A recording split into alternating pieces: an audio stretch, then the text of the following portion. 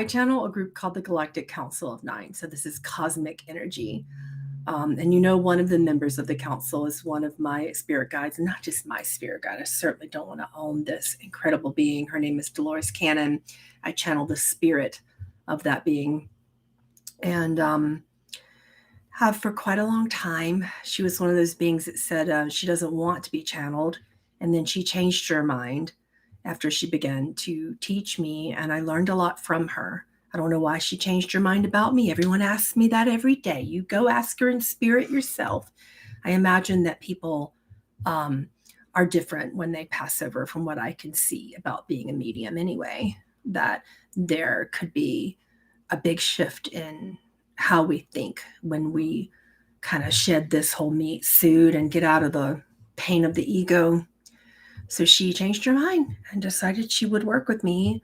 And, there were a lot of legalities in that. Her family doesn't believe in channeling and doesn't believe I'm channeling her or anyone's channeling her for that matter. So, I almost gave up. And then I decided not to. I decided to face it all and do it anyway, because all this is free work. I don't make money off of it or anything. So the world's benefiting. So why not? So we have her. And then we have a being called Nathaya. Nathaya is a member of the Venusian Council. So she's on the Galactic Council of Nine. She's an extraterrestrial being. I have a lot of people who don't believe in extraterrestrial beings at all. But these are the beings that I have met throughout my life. When I'm sleeping and astral traveling to other realms, or when I'm meditating, I would meet them. Things that I couldn't really share growing up, coming from, a white Southern Baptist background. And one of my parents was she knew I was a little weird, but my dad was definitely not. If I would have told him, he would have freaked. I think my mom was my biggest supporter in knowing that I was at least weird, not knowing that I did all this, but that something unusual was going on. So I just kind of, in my experience with channeling, I kept it from everybody, my whole family. And in my 20s, I decided to finally begin to use the gifts because it was convenient. It helped people. And then over time, that team began to just sort of corral me into deeper channelings for them. So now we call this team the Galactic Council, because you have one from the Pleiades, you have one from Andromeda, you have 2 from Venus. I don't know why 2, I'm still learning that. We have one from the Hyades star system outside of the Pleiades and the Taurus constellation that represents Lyra and Lemurians. We have an Atlantean Council member. And at some point, it began to grow deeper than 9. So perhaps I should just call them the Galactic Council at this point. But it stuck. The 9 stuck for some reason, probably based upon cosmogenesis and cosmology and everything that we're about on the cosmic level. So it just stuck. And that's how we began channeling these beings. So what do I want to tell you about March insofar as the energy update and what everyone's going through spiritually, energetically, in the Ascension shifts as we head into divine remembering of who we are together and why we're here? There's a little bit more going on this month than there typically would be for Ascension shifts and energy updates. A lot of people, particularly in astrology, and people who follow cosmic energy all around the world, have been discussing March of 2023. So it is a big one. All right. Insofar as the ascension process itself, what I'm hearing and have been hearing all February, it's like, prepare for this, is what Dolores has been saying. Prepare for this. Time is moving faster. The veil is barely there. The veil between us and other worlds and fourth dimensional experiences is barely there. That veil is thinning. So this is why more people, it's not just because of COVID, even though COVID was quite convenient for more light workers to come out, more psychics, more healers, more channels than any other time. We're like a dime a dozen, not just because of COVID, but because we were preparing for this particular month of the year, this particular shift in time, in understanding, And as we've been, the way that they're describing it is that we've been experiencing ascension throughout A, B, C, D, this first, then that, then this. These are our remembrances, right, of where we're from.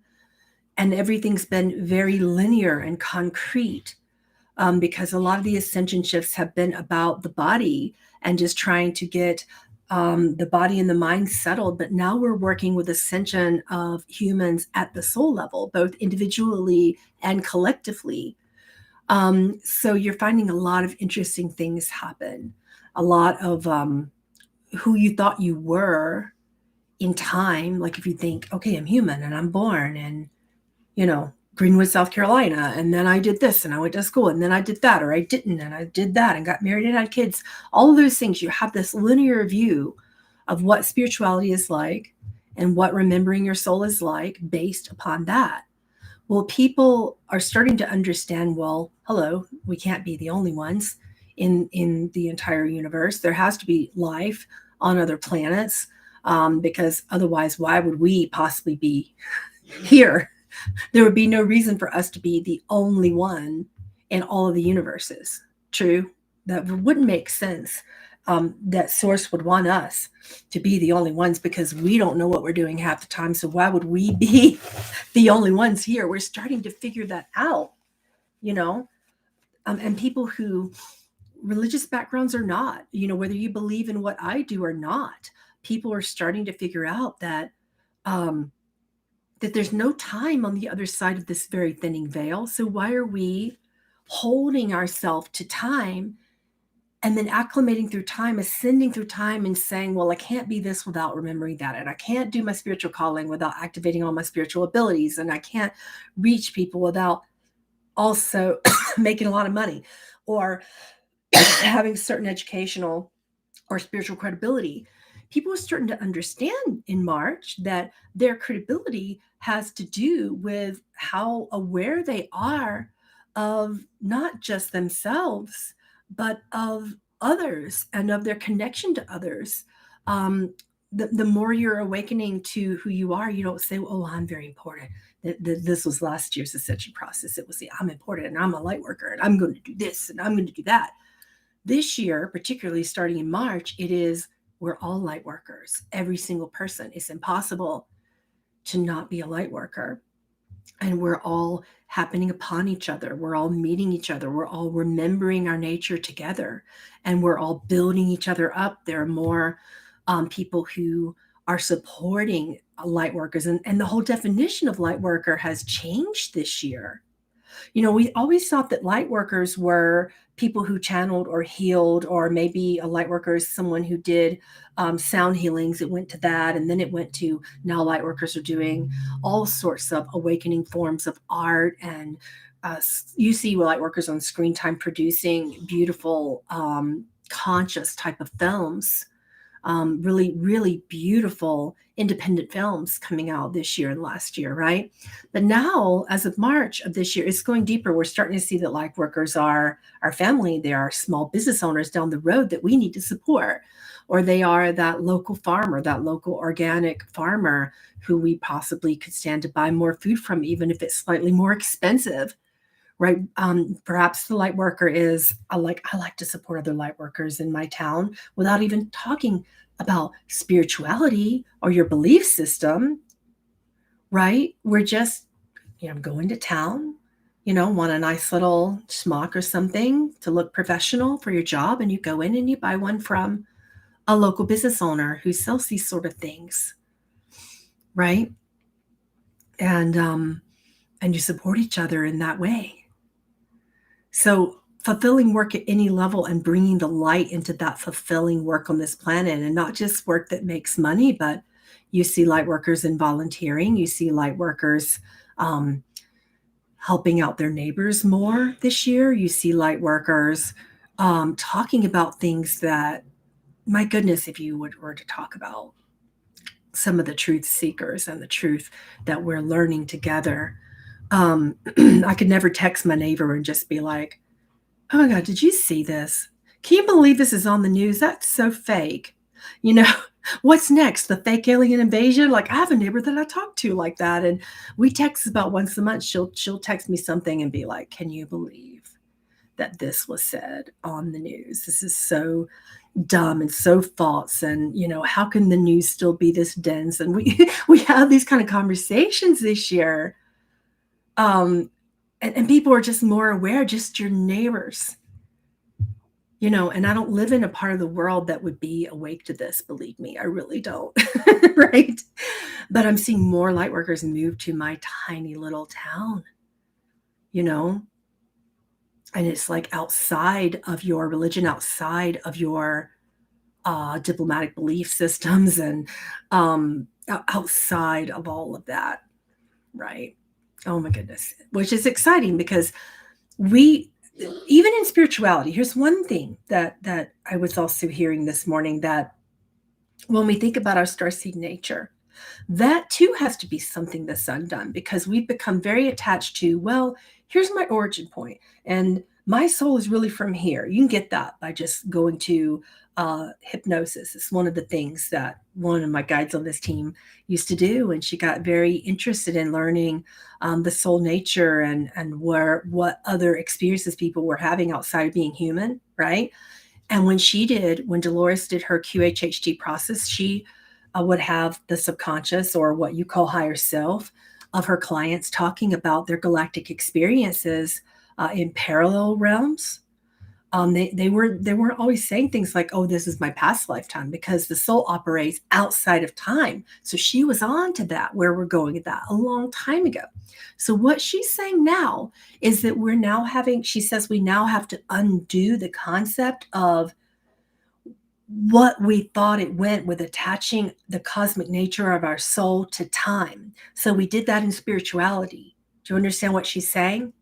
So she says we did that when we started saying, "This is my origin point." Maybe I started in the Pleiades, and then I went to Lyra, and then I went to Earth and Lemuria, and then I went back to Mu, and then I went here, and now I'm in the resting place. Or like, that's how we started out, because we would take that knowledge that our soul would give us in regressions and in Akashic record readings and all sorts of things, no matter how you get the information through your Akash, through your life records, it would come through, and your brain would transpose that information into a time-based module. So you would say, well, when did I start? And then what did I do? And then what did I do? Then I died, and then I did this. And you would put it in this nice little neat linear time. And one of the things that the Galactic Council of Nine is saying right now is that we're really starting to undo that structure this month.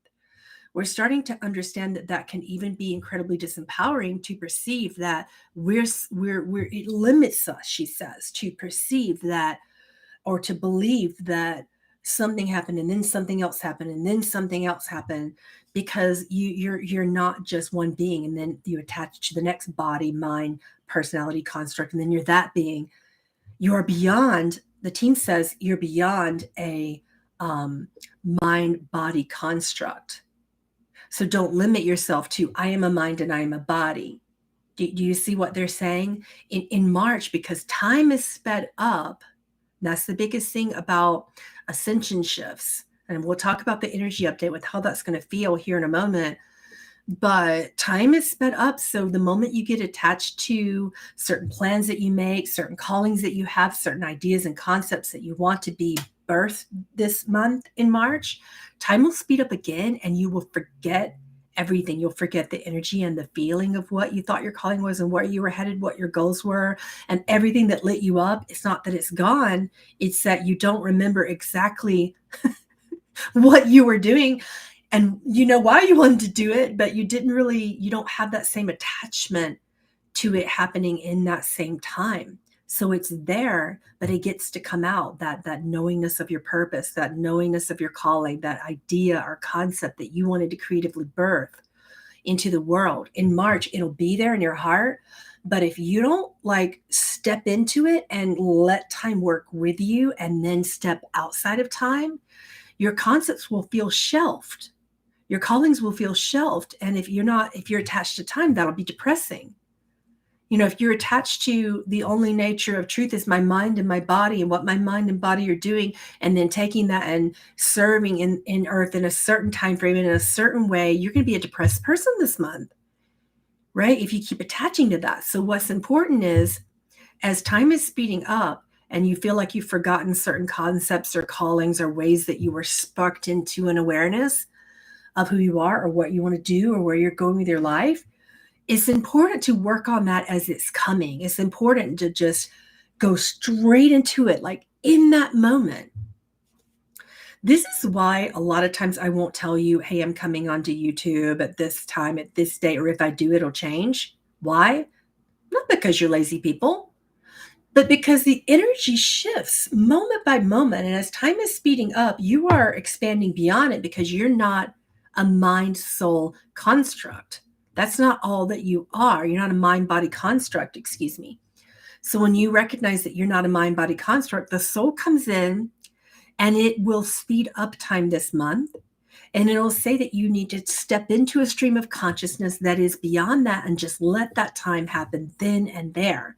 So this is why I get very challenged with people who are attached to the mind body as a construct in time, because you're saying, I'll come through and I'll channel for you. And your soul will say, well, you need to do this. And they mean now. They don't mean next month. They don't mean wait to get your degree to do it. They don't mean when the kids get out of school. They don't mean, well, I can only focus on my spirituality between 12 and 2 p.m., right? When you get information, it's meant to be implemented right then, right there. And your ego, I can hear the wheels spinning in all of your minds. You're like, well, that's not always practical. That's not always feasible because they want me to do this massive thing. Okay, true. It doesn't mean you're going to accomplish all of it in one fell swoop in that moment when that download is given to you, the council is saying, but you need to start. You need to make a forward movement in that direction right now. Because if they gave it to you, it's yours. So don't wait to feel worthy or to have more time or to feel more health or to feel more energized. You're going to get better health, feel more energized when you're listening to what your soul is telling you to do right now. And then you just start doing it, right? You just start doing it. You just start. It's like spiritual awakening this month. They're equating this to riding a bicycle. You already know. How many people here know how to ride a bicycle?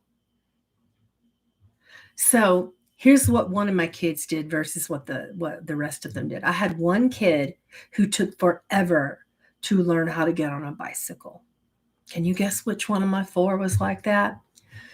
Now, I had another kid who was like, well, here's what it is. And I'm going to look at the wheels and I'm going to see how they operate. And if that breaks, I can still, if that works, if those brakes stop, I still have these brakes, up here on the front of the handles. And if that one doesn't work, I still have this. And then I can lean to the side and jump off if there's grass. He thought about everything.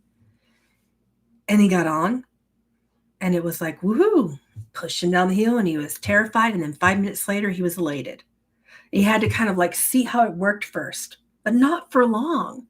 He didn't sit there and be like, well, how do I get on the bicycle? How do I do it? Tell me.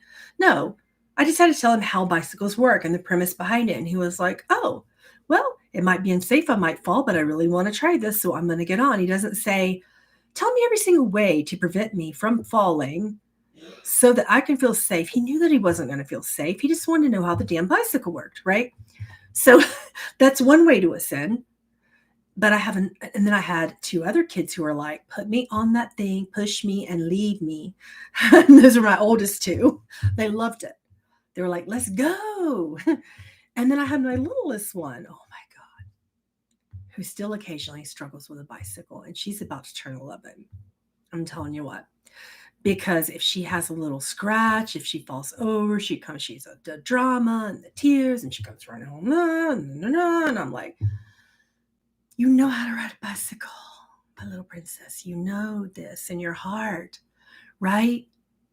So it's a happy day when you recognize how Ascension works in your soul, and that when you know what you know, you just get on the bicycle and you move your feet around the wheels.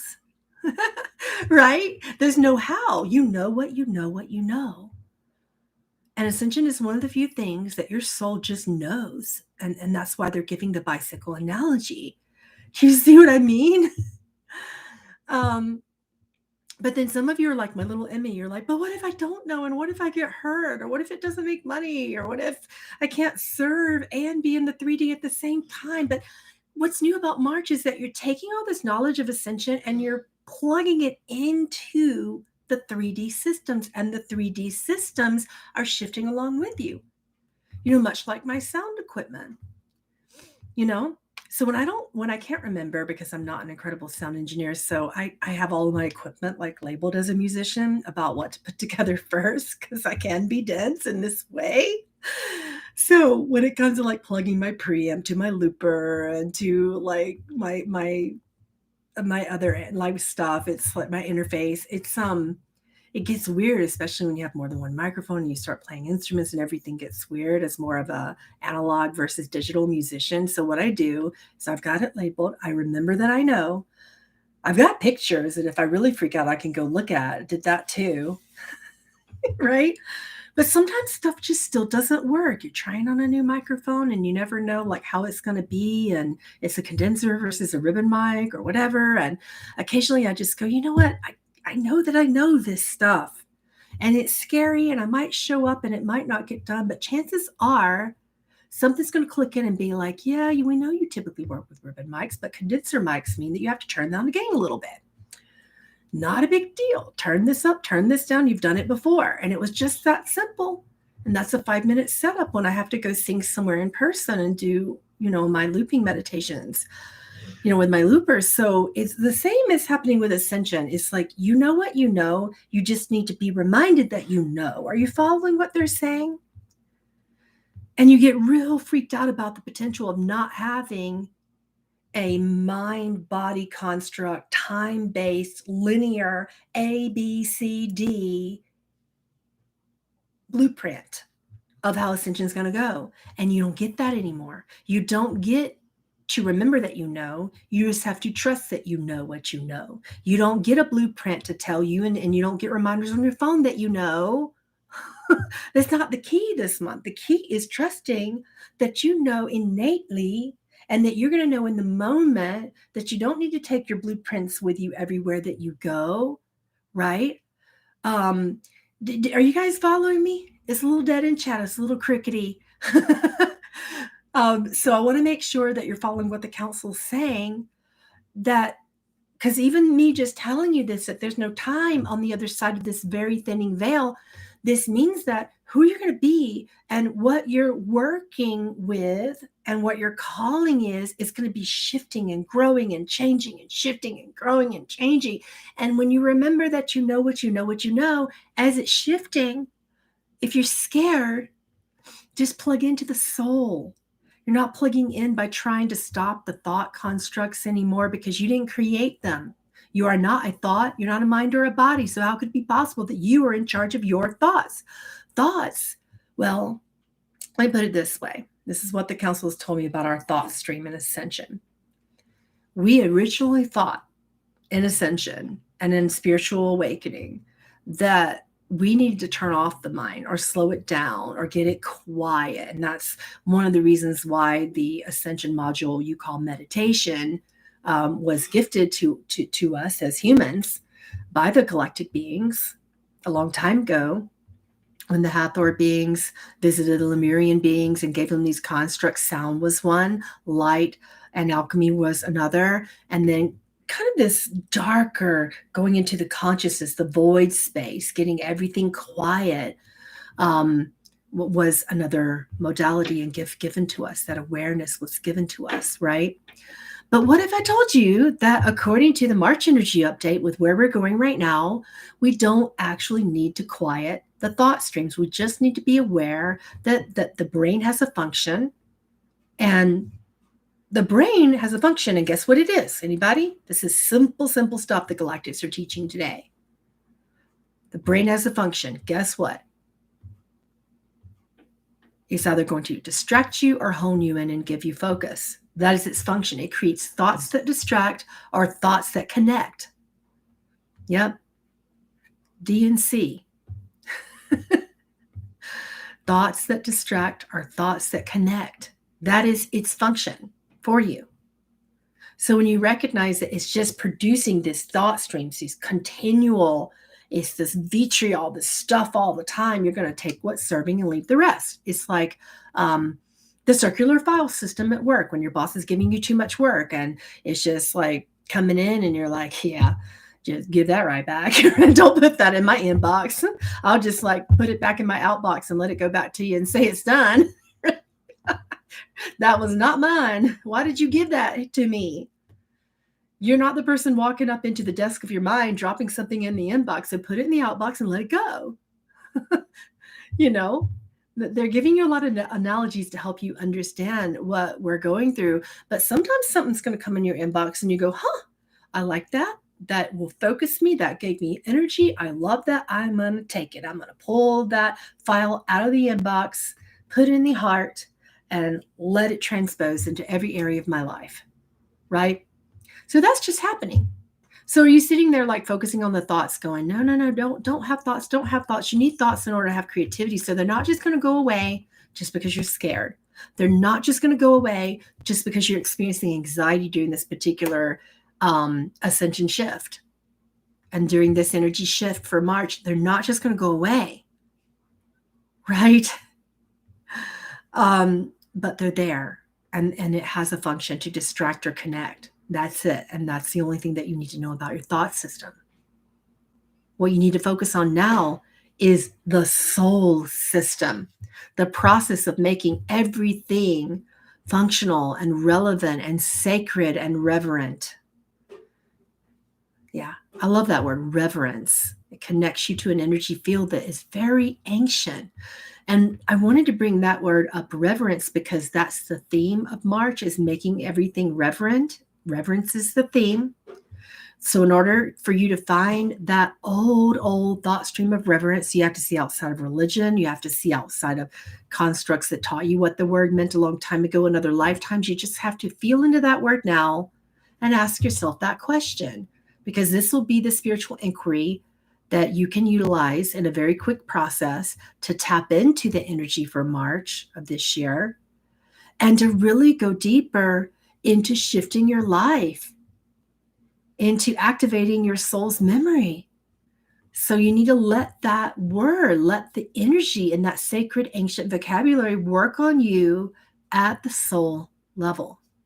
You understanding me? That's a big thing for this month, because who you are, who you're going to be, and what you're working on, that's already present and happening on the other side of the veil in parallel time right now. There's a you who is experiencing a connected, powerful, positive thought stream who's playing that out right now. Just by you thinking about it, just by all of us really tapping in and connecting to that right now, we're connecting to the ascension process that's individual for us and to where we're going in March collectively in ascension for the world. So remember that it's that easy. That's the whole going back to just getting on the bicycle and moving your feet along the pedals. You just have to, when you drop in to these thought streams that are connective and that kind of spark you and connect you to your soul, when you drop in and you do something about it, you create a reverent, sacred action, and you do something, even if it's just calling your friend and saying, I'm so on fire, I have this idea. I can't stop thinking about this. It won't leave me alone. Even if it's just like you're doing what I'm doing right now, when I want to channel, I get lit up and I go on YouTube and I channel the end. I don't think about who it's going to reach or why it's going to reach. I just shared the message. That's what sparks me. That's what lights me up. So say if I were to hold it and not give it to you, well, that time passes and I'm outside of time. So in order to bring something that's outside of time, inside of time, you have to create a reverent, sacred action, no matter what it is. You know, no matter if you feel like you have time or not, you're tired, you're not ready for it, you don't feel credible, you don't feel worthy. The Galactics don't want to hear it. The Council doesn't want to hear that this month. They just want you to trust and allow, right? That's the biggest thing for March, because who you are and everything that you're going to be is already working for you and for the planet on the other side of the veil in this present moment that's happening in parallel time. A parallel version of you is already created and doing it. You already know what you know, right? And then if you didn't share it or create a sacred action in that moment, then it's not relevant by the time you get it in the next moment. You may not get it in the same way again. So, yeah. So we're unlearning, we're undoing our attachment to time and awakening. This idea of we came from here in our origin point, and now we're going here, and now we're human, and this is what we did in our past lifetimes. You can get access to that information, but it comes in more powerfully in relevance to who you are right now, is the best way I can describe what they're saying. We're unlearning and undoing everything with who we think we are. All that's being challenged. What we even think spirituality is being challenged in March. So the whole nature of how we're understanding our reality is changing. That's what's so powerful about March. Yes, someone said we're so amazing in chat, and we absolutely are. So that is your March energy update. The Ascension shifts will feel January, February felt very physical. People were complaining a lot of migraines and nervous system shifts insofar as feeling tired. A lot of people were just kind of sleeping through it, not wanting to get out of bed. And we're trailing more into we want to rest mostly because we need mental rest in March. So physically, you should start to feel better. But what I am noticing from even just the first day of March, looking at people and looking at myself and listening to the council, what I'm seeing is that March is very, insofar as physical acclimation to the energies, it is very spinal system, like muscular skeletal system in its orientation, which for people like me with back and neck problems, you're going to feel it this month. You're going to feel that lower back and upper neck, especially channels. Right. I used to get it a lot last year around this time in the upper neck. And this year it's going down into the base of the spine and the tailbone and really low channels. Are you feeling that? That's kind of more of a specific to channels and healers and empaths type of thing. But a lot of people are experiencing like the whole pain, like this pain in the musculoskeletal system. Right. And another thing that I'm noticing is that for March, you cannot eat stuff that isn't good for you. Now, I know we've been building up to this point, but what I mean by that, it immediately will leave your system. I almost couldn't channel today for the same reason. I ate somewhere where I shouldn't have eaten, and immediately it was like out both ends, right? Sorry for the visual, but it's something that you need to know because you're thinking you can just go eat out at different places, and you're not going to be able to do that this month because anything that's not good for you, not just in food, but it's like the energy intake, whether that be food or thought systems. Maybe you're judging another person and making yourself sick in your belly. Right. I know a lot of healers and channels and sensitives who kind of are pulling in resentment a lot, and then they get a lot of infection in their body, and like skin infections are coming up a lot for people, healers who are experiencing ascension in March. And that is directly tied to feeling resentful about their situations, right? Feeling deep bitterness about wherever life has put them right now. And then it goes out into skin irritations, inflammations, and infections. So that's another thing that I'm seeing about how things are affecting people in the physical. So, but yeah, my lower back and a lot of people that I'm talking to and the Galactics are just sharing with me, that's going to be a painful month for people with the back issues. But detox is a big one. It's like your body is forcing detox, and your mind too. Your mind is like, get that thought out of your head. No judgment thoughts. It's just going to detox. And if you don't let those judgment thoughts come into a forgiveness point, it'll go out your neck and your back, or it'll literally go down through your system, and you'll have tummy pain and then diarrhea or constipation. All of that ulcerative colitis symptoms are big for people who won't do that. But in general, you can't just go out to eat and eat at different places anymore. Most people need to just eat at home, particularly this month. It's very, like, you're very sensitive to the oils that are in most foods, is what the Galactics are warning me about. So the council's been warning me about that since last March. But this March is a little different because everyone's experiencing it, right? You know? It just it's one of those things. So you can't just like eat the way that you used to eat, that you can't process the oils in the foods. And in the same way, you can't process the energy of bitterness and resentment coming through your thought stream. Yeah, a lot of people are confirming that they've been going through this muscular, skeletal, structural pain in foot, knees, back, neck, etc., joint pains. I'm reading some of your comments and getting a little bit of that. Question time. Let's see.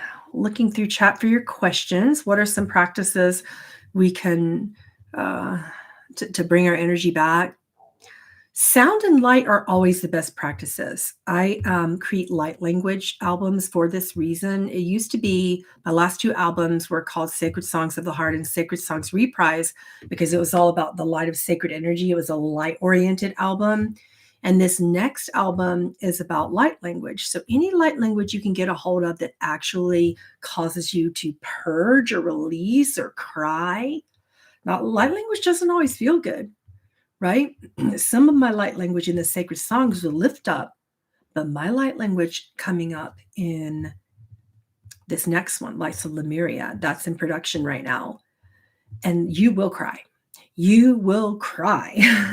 If you have something inside of you, it will come out, right? So these are practices focusing on different light languages that involve light codes directly that help you purge or cleanse or purify judgment and attachment. If you need to grieve, if you need to forgive, if you need to heal anger, yeah, that kind of light language would be really good. And I'm going to be, as of, I think we're announcing this today or tomorrow, but for my patrons that have been around for a while, the last few months, you're getting some light codes that I'm going to be channeling for you. So congratulations to you getting an individually channeled light code to work with. Let's see.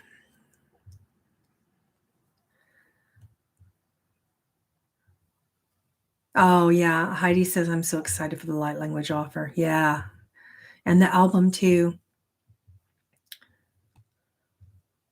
Angela says many times in meditation, I'm feeling my team push high frequency energies through me, and they're always making me cry. Yeah, when do we become so afraid of just crying when we need to cry?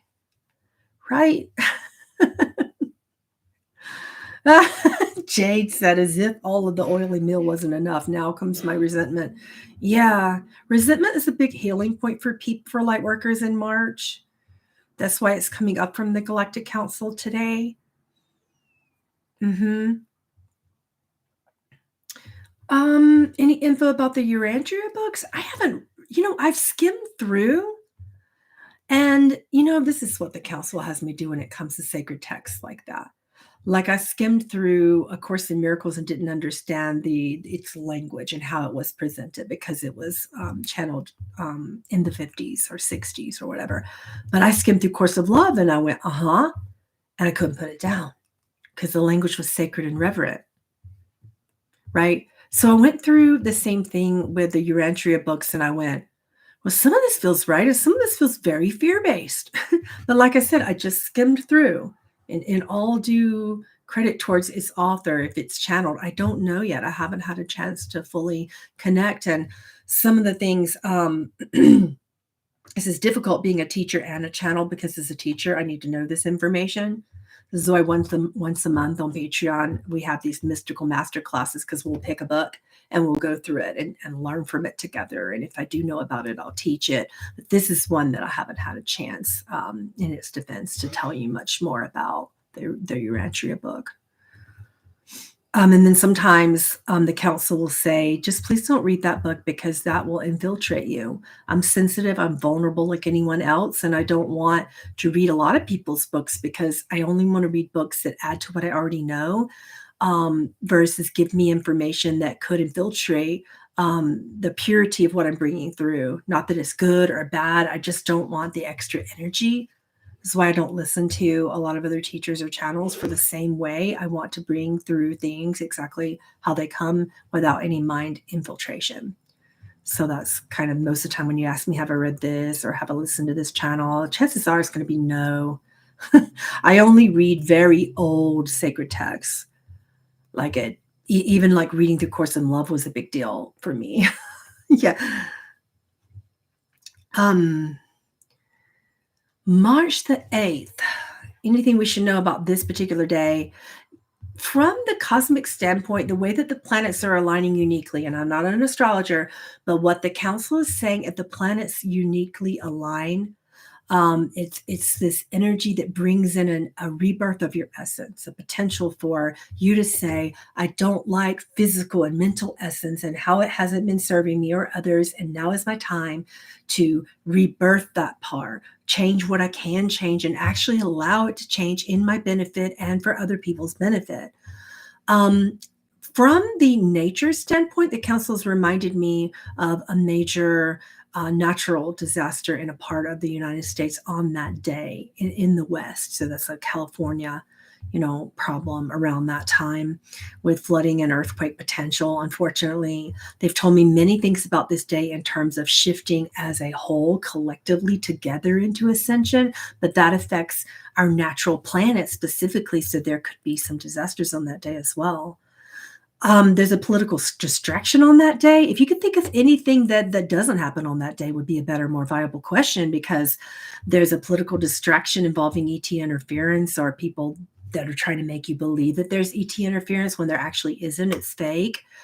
And I'm not typically the channel that picks up on this kind of stuff because I want you to focus more on in here. But March is weird. March is very odd, and especially on that day. And April is even like take March and triple it in weirdness because there's problems with April as well around the 2nd of April, according to what the council is giving me about the dates coming up for bigger collective energy shifts in our ascension process. Right. A lot of false light, someone says in chat, and the galactics are nodding to you and just, agreeing and, in concurrence with your comment. Yellowstone? No, that's something I would definitely see and be able to tell you about. Go back to my yearly, every year, typically in January, I'll do like a whole year-long predictions channeling and share with you all of my prophetic visions that come through, whether it be through the council or just dreams that I have. And as a seer, they've been unfortunately very accurate. And that's going to be something you want to keep your eye on, not necessarily to be in fear, but just if you live there, prepare.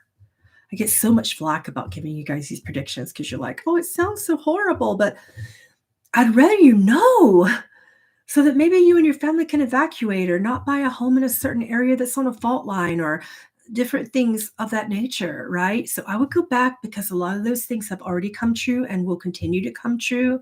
Unfortunately, the yearly predictions can be very accurate, and they're warnings. Typically, the guides will give me warnings so that you can be prepared. But to counter that, the Galactic Council is saying there are so many positive things in terms of one disclosure that cannot be denied. That's an interesting thing that comes up around June. I didn't get a chance to talk to you about that in predictions or in that prediction yearly video, but that's something I got this month. I saw the number 617 in a prophetic vision about ET disclosure that cannot be denied. And it's very, very interesting. It's coming up with those numbers with the 617. And I believe it means June. And it has something to do with like they try to make it look fake, but then humans actually come into contact in a large way and it's all over the internet. So then people can't deny what that looks like. Right?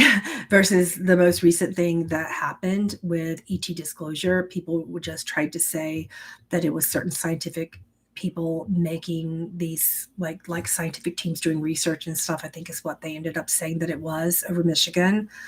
And that was only like one of the things. Yeah.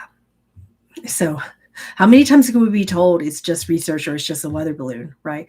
So the next time we have a similar scenario with potential disclosure, it won't be able to be denied or swept under the rug, because people will have direct contact with the beings and they'll be talking about it. And there's so many people that you can't go to them and say, shh, here's some shush money, right? Which is what, they typically do. So I'm going to stop talking about that before YouTube catches on to me. I've managed to slip under the radar with these things, and I want to stay under the radar for your sake and mine. Yeah.